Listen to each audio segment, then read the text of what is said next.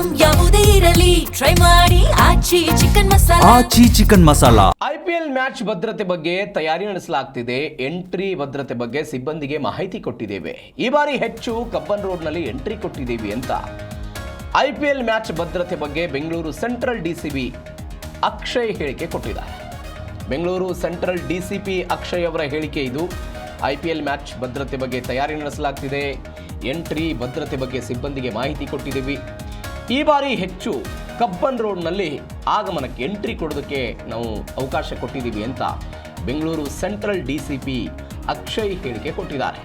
Ticket ಜೊತೆನೇ metro QR ಕೋಡ್ನನ್ನು ಕೂಡ ಕೊಟ್ಟಿದ್ದೀವಿ. ಮೆಟ್ರೋ ಬಳಿ ಪಾರ್ಕಿಂಗ್ ವ್ಯವಸ್ಥೆಯನ್ನು ಕೂಡ ಮಾಡಿದ್ದೀವಿ ಅಂತ ಅವರು ಪ್ರತಿಕ್ರಿಯೆಯನ್ನು ಕೊಟ್ಟಿರೋದು.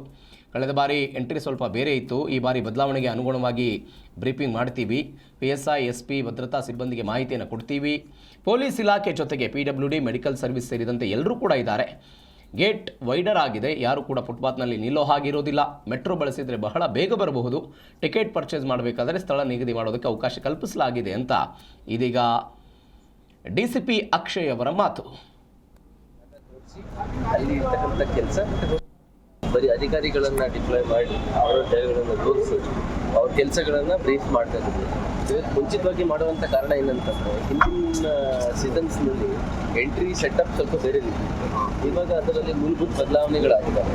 ಆ ಬದಲಾವಣೆಗೆ ಅನುಗುಣವಾಗಿ ಅಧಿಕಾರಿಗಳು ಮೆಂಟಲಿ ಪ್ರಿಪೇರ್ ಆದರೆ ಅದಕ್ಕೆ ಅವತ್ತಿನ ದಿನ ಕೆಲಸ ನಿರ್ವಹಣೆ ಮಾಡಲಿಕ್ಕೆ ಅನುಕೂಲ ಆಗ್ತದೆ ಅನ್ನೋಂಥ ಉದ್ದೇಶದಿಂದ ಇವತ್ತೆಲ್ಲ PSI ಪ್ರಿನ್ಸಿಪಾಲಿಟೀಸ್ ACPs DCPs ಎಲ್ಲ ಆಫೀಸರ್ಸ್ಗೆ ಡಿಪ್ಲಾಯ್ ಮಾಡ್ತಾರೆ. ಅವರು ಜಾಗ ತೋರಿಸಿ ಅಲ್ಲಿ ಇರ್ತಕ್ಕಂಥ ಕೆಲಸ ಮತ್ತು ಹೊಸ ಸೆಟಪ್ನಲ್ಲಿ ಏನು ಕೆಲವು ಬದಲಾವಣೆಗಳಾಗಿದೆ, QR ಕೋಡ್ ಇರ್ಬೋದು, ನಮ್ಮದು ಹೋಲ್ಡಿಂಗ್ ಏರಿಯಾಗಳಿರ್ಬೋದು, ಅದಕ್ಕೆ ಸಂಬಂಧಪಟ್ಟಂತೆ ಅವ್ರು ಯಾವ ರೀತಿ ಆಪ್ರೇಟ್